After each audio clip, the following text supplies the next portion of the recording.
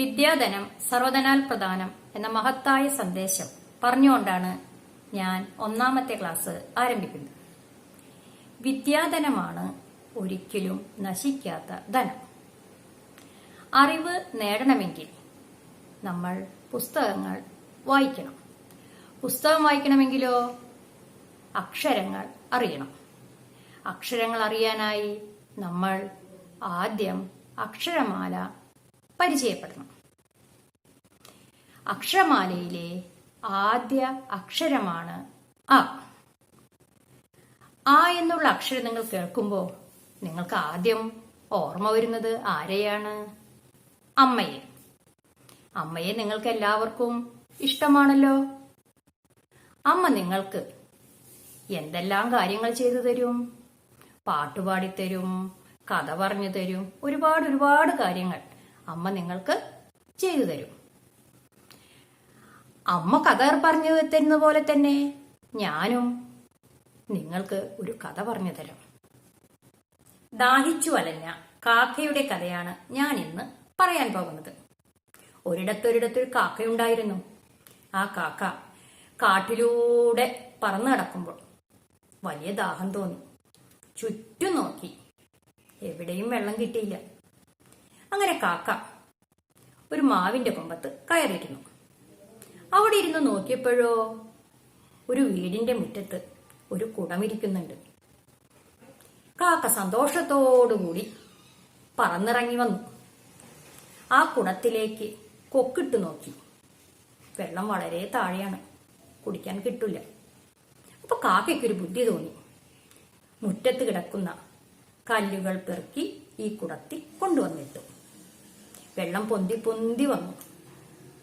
കാക്ക കൊക്ക് താഴ്ത്തി വെള്ളം കുടിച്ചു. സന്തോഷത്തോടെ പറന്നുപോയി.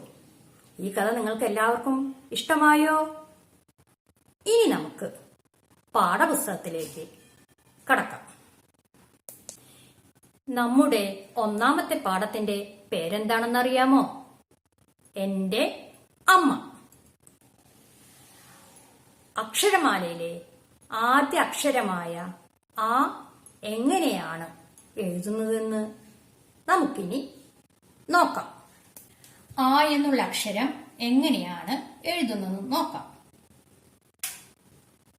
റാ പോലെഴുതി ഉള്ളിലോട്ട് വളച്ച് വീണ്ടും ഒന്നും കൂടി വളച്ച് നമ്മളിങ്ങനെ മുകളിലോട്ട് കൊണ്ടുപോയി താഴോട്ട് കൊണ്ടുവന്ന് വീണ്ടും മുകളിലോട്ട് കൊണ്ടുപോയി രാ എഴുതുന്ന പോലെ എഴുതി വളച്ചെടുത്താൽ ആ എന്ന അക്ഷരമായി.